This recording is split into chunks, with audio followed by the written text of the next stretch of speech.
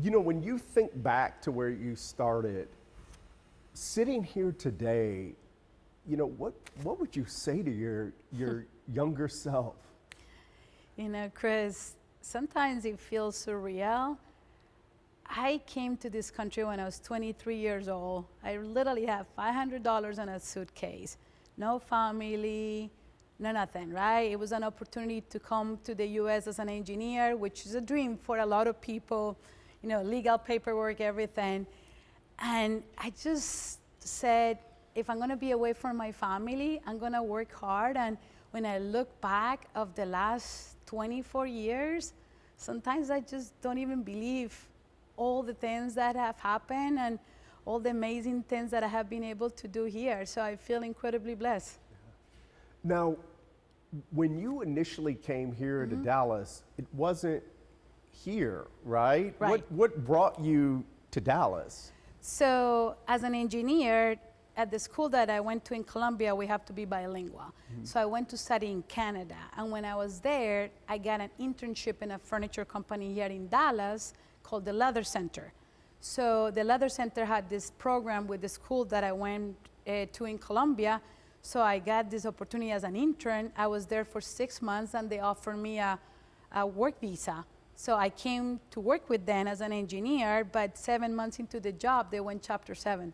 Oh, talk about bad timing. Talk about back timing. And you know, you probably don't know much about immigration, and obviously it's changing a lot today, but at that time I had 30 days to get somebody else to sponsor my visa, or I have to go back to Colombia.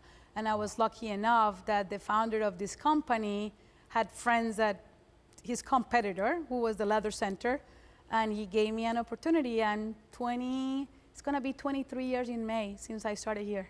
Wow. You know, when you look back, what was it like, especially during the time when you were a child? What was it like growing up in Colombia?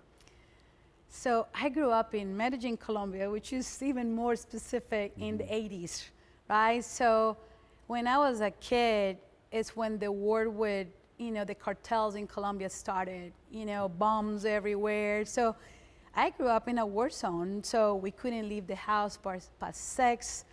You know, many times we were sleeping and like glass was all over the house just because there was dynamite around or things of that nature. But you know, you kind of, that's your reality. You almost get used to it. I know it sounds sad, but that's all we knew. And we were very blessed that our family got lucky in many ways. And we have obviously material stuff that was lost, but we didn't have, like, my parents were alive, my family. But yeah, it was very, like, when I look back, I almost blocked that part of my childhood because it was hard. But we also during the day can go outside and play ball or do things, go to school.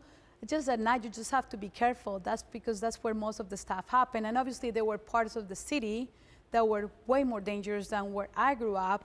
But you know, I still feel incredibly blessed, very proud to be Colombian. My whole family is still in Colombia. I go to Colombia every year. And I think it taught me so much resilience and also appreciation for little things and not taking anything for granted. This was when Pablo Escobar pretty much ran Colombia. Correct. When I was 9, I was on my bike with my friends somewhere, and he was right literally on the corner drinking beer with his friends. Everybody knew who he was, but at that time, he was called like the Robin Hood of Medellin.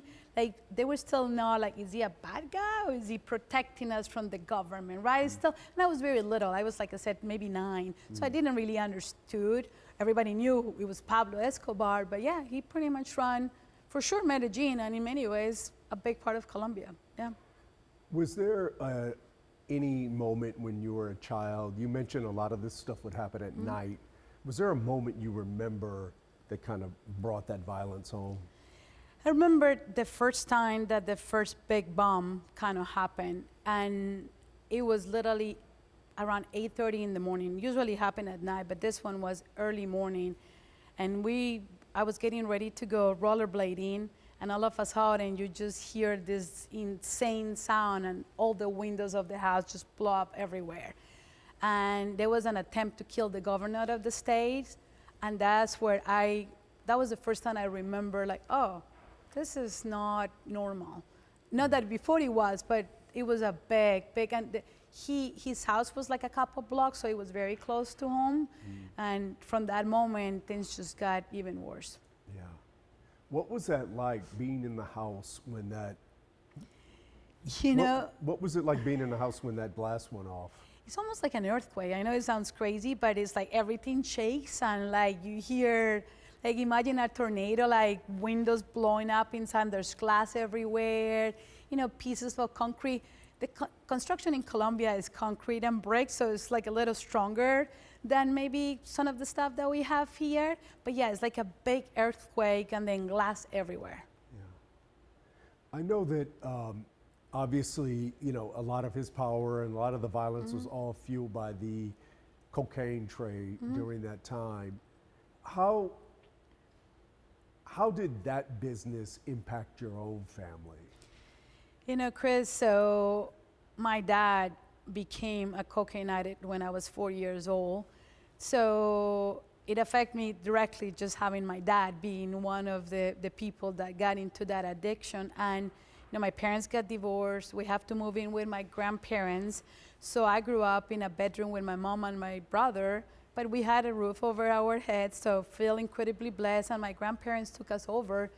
And my grandfather was like my dad, but my dad, you know, among few people, went through a very dark time, was homeless. I remember seeing my dad on a corner one time, being in the car with one of my friends, asking for money. And he looked at me and I looked at him. We didn't say anything, and I was ashamed. I was maybe 12. And I just didn't want to tell my friend that was my dad, right? But that moment, I still remember that look. But he got clean.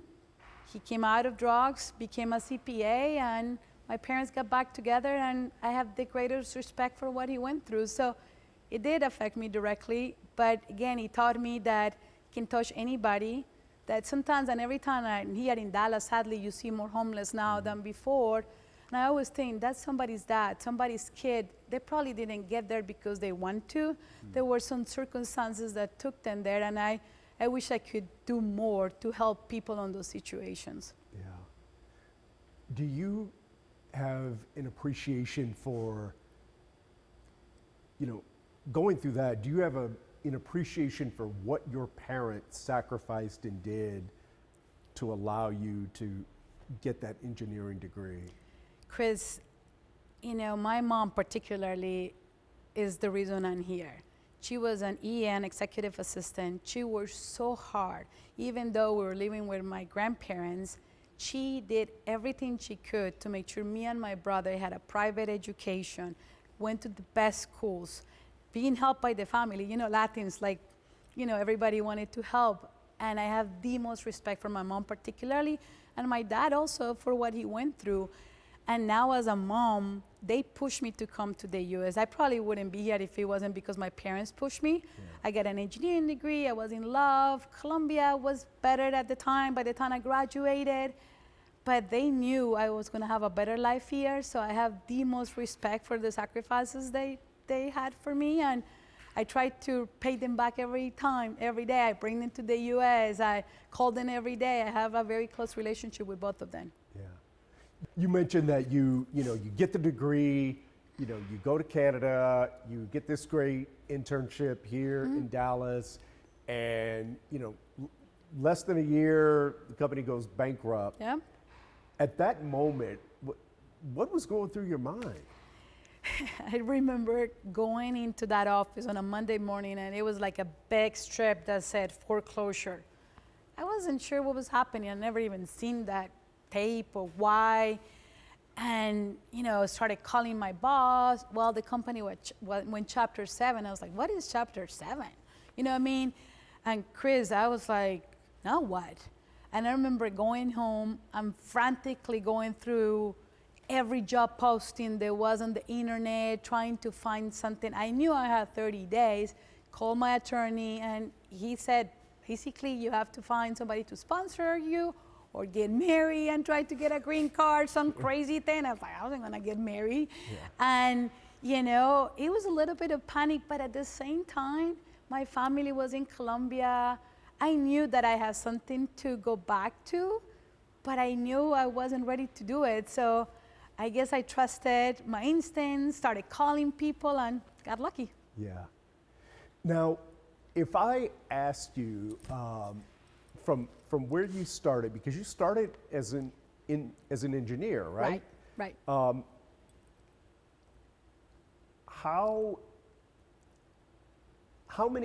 What positions have you held? What positions have you held at American Leather since you started here? So I started as an industrial engineer, then I became the maintenance manager, then I became the cutting department manager, back to assistant production manager, product development manager, production manager, VP of operations, CEO, and now president. So, you know, I said I'm dangerous enough that I know what questions to ask, but I don't know how to do every job. But it also has given me tremendous respect for what people does. You know, I don't have to be a software to understand how hard the softwares work, because I was on the floor, and you know, it just gives you a different appreciation for how each job is important, and we cannot do what we do without everybody being aligned. Yeah. Was there a moment, you know, as you're maybe earlier on, or you're working in one of these positions, was there a moment of conflict, of trying to solve a problem or get someone to get on board with what you were thinking? Oh yeah, there's one thing that I remember that I think changed my trajectory. So when I was an engineer, they gave me a project to redesign a production line to increase the capacity of that line. And I have to work with the maintenance department to be able to move electrical outlets and power lines and all that kind of stuff. And I was 23, young Colombian, right, girl, which is not very common in manufacturing. Yeah. And the maintenance manager was giving me a heck of a time. Yeah. He would not do what I was asking him. He didn't want to commit to the timelines.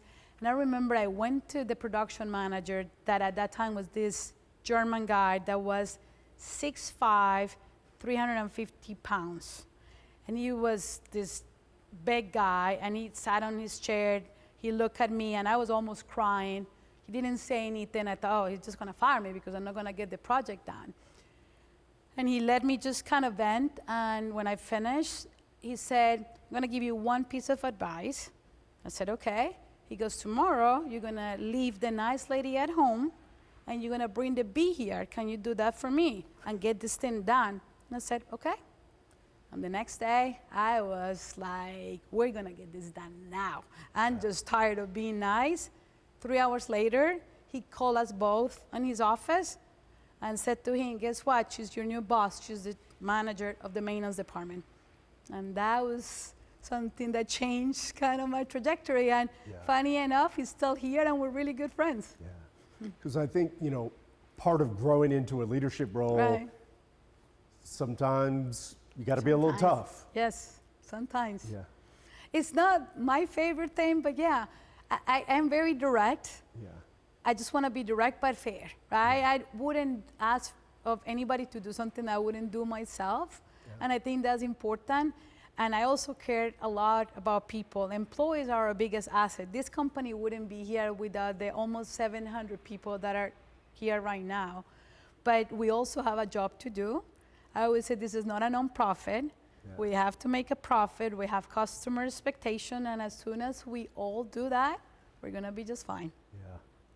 Yeah. I imagine, you know, coming from a engineering background, research, data, is that, coming from an engineering background, is that important to you? Oh, absolutely. I always tell people, in God I trust, everybody else brings me data.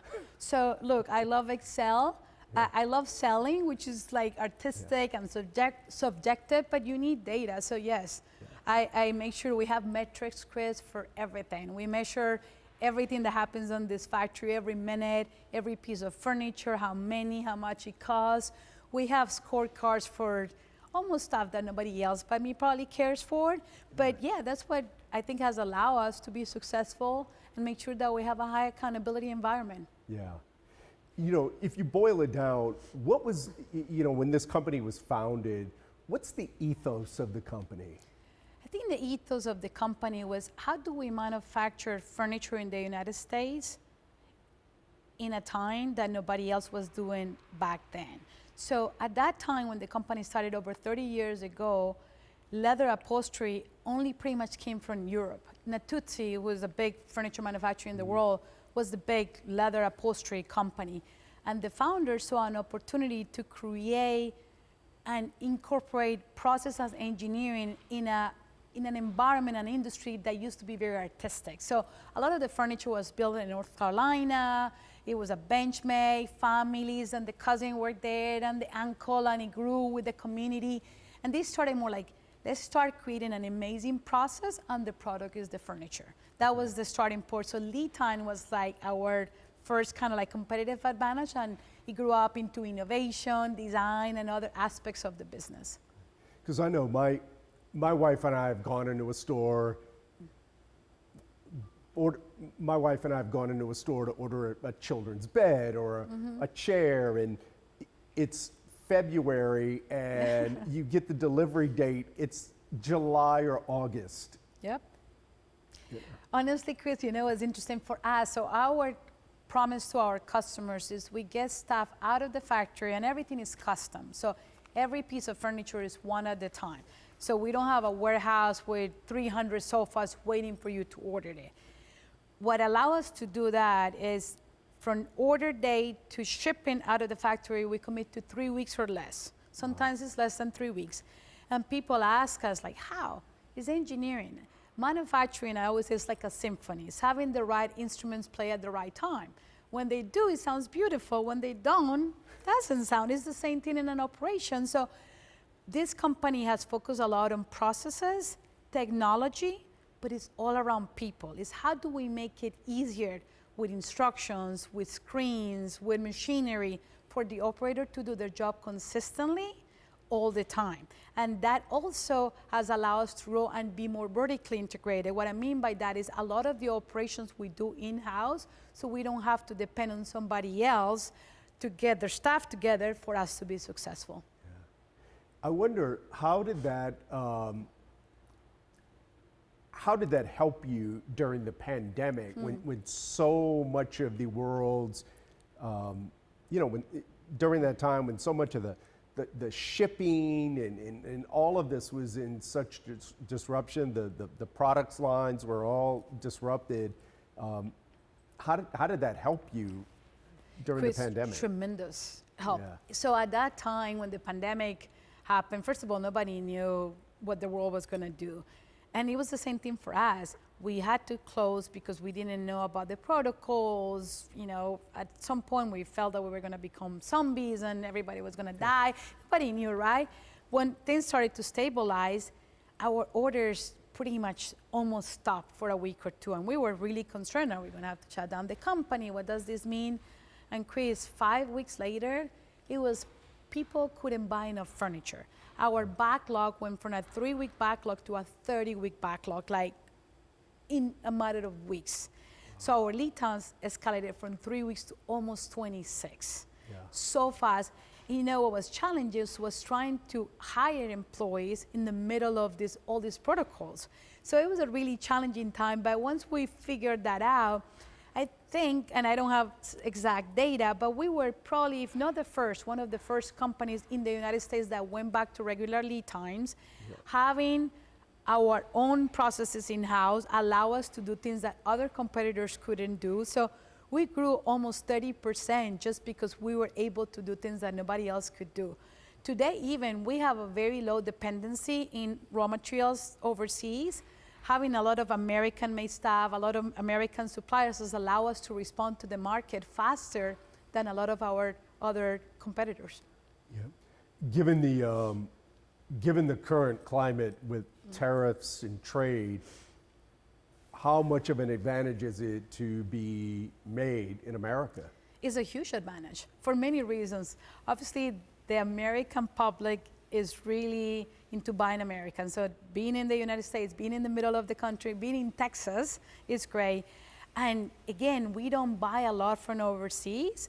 What's challenges is prices still in the United States are much higher compared to things brought from China or Vietnam or even Mexico. So people wants to buy American, but the price is still challenging. So we're kind of like waiting to see what the tariffs do. And people start realizing that made in America, made for Americans, made by Americans is a huge thing. So we feel, the climate is a little unstable. We don't really know what the next 6 months is going to look like, but we're really excited about 2025 for sure. Yeah.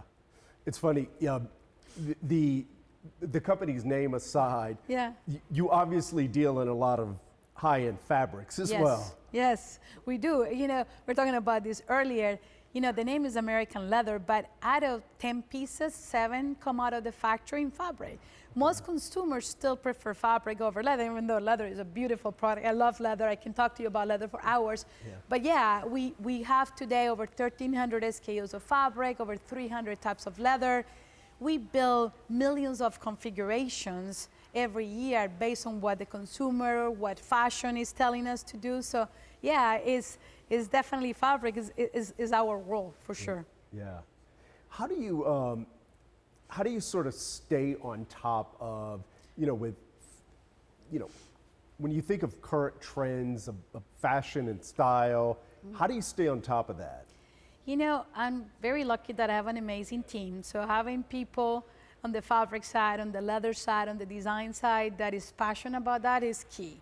But for example, we went to France in January. One of the biggest shows is in France, in Paris. Lucky that we can get to go to Paris. But we go to Europe, look at what the trends are in Europe. Milan is another huge show. So traveling around the world, visiting customers, learning, looking at trends. Like when we think about fabrics or leathers, we look at fashion like handbags to see what handbags are doing. Is it shiny? Is it dull? Is it color? Is it texture? So looking at handbags is a good indicator what leather or fabric may do as a texture. And as far as shapes, it's just, again, Europe tends to be the kind of like the pioneer of fashion. So we try to go to the European show every year just to see what's happening there. How do you stay on top of all the changes in style and trends? We stay on top by going, traveling, talking to people, talking to designers. We love to find new blood with new ideas and explore. And I think one of the fun things about our model, because we don't stock anything, we don't get stuck with pieces of furniture that are not going to sell. We only start manufacturing product when the consumer orders it. So our obsolescence of the changes would be more in the raw material side, which is a small cost compared to the piece of furniture. So it allows us a lot of flexibility to move really quickly because we don't have big pieces that are going to become obsolete. So you don't have to worry about all this stock just piling up unused, but at the same time, you don't have a lot of backstop. In other words, the order comes in, you're on the clock right away. Correct. Okay. Which makes it challenging when you have a lot of orders, but we love figuring out processes. We joke that we have more engineers than any furniture company, so it's always being able to, what can we do? How do we flex? Do we do overtime? Do we work on a Saturday? How we ramp in? And I think one of the things that help us is because we have engineered a lot of the processes, the learning curve for the employees is relatively low compared to other operations, so we can bring people up to speed faster than maybe other manufacturing companies. Are you constantly looking for ways to fine-tune the operation? We do, Chris. Like, honestly, we have a continuous improvement group. We have 3 full-time engineers, and we always have a new project, and it makes it so fun. I don't get to do as much engineering anymore. Unfortunately, I get to look at more budgets and board decks than I do engineering. Yeah. But I love the process. And our job is how do we do more with less? Less people, less materials, less space, and utilizing technology and again, bringing new blood, new ideas. We love to promote within, but we also bring people from other industries to maybe there's something that we can apply, and it just keeps it interesting. Yeah. Where do you see Where do you see the growth in the company? You know, there's tremendous growth potential this year. We see on the interior design community, we have been really focused on the retail side. So we don't sell to end consumers, we sell to retail stores all over the country. We have primarily focused on those stores, and what we want to focus on this year is go straight to the interior design community trade. There's a lot of people buying second home, first homes, and they're looking at the interior designers, and we have almost no exposure on that community at this point, particularly in Dallas. How do you do that? How do you reach that community, and how do you reach that community? How do you reach that community and grow the brand? Yeah, so that community wants more exclusivity. So if you and your wife decided to remodel your home and hire an interior designer, most interior designers are gonna wanna buy the furniture for you. Everybody works differently, right? But they wanna make sure that they get something that you cannot get by walking into Nebraska Furniture or Cantoni or just a retail store. So they want exclusivity. So we're developing new collections that are exclusive to the tray. We offer a little bit of a different level of customization, so every piece feels more special to that designer than a regular end consumer buying at a store. You know, going to trade shows that are specific for interior designers, the magazines that they read, doing dinners, inviting the community in Dallas. We want to start in Dallas. There is a tremendous community here in Dallas, and I can guarantee you out of 10 designers, maybe 2 would know that American Leather exists, and 1 maybe would know that it exists in Dallas. Yeah. That's kind of shocking. Right? These pieces are sold all over the country, Yes. all over, and a lot of people wouldn't know they're made right here in Dallas. But it has been done on purpose, like, because we want to respect our retailers' relationships, and we will still respect it. But there is a lot of business outside of retail, and that's the kind of business we want to attract. I don't know if this might apply, but have you looked at using, you know, when you look at the new artificial intelligence models, the AI, have you looked at using AI to sort of streamline the process at all or find new ways to grow? Yeah, absolutely. AI is, you know, is one more tool, right? Like it has existed for many years.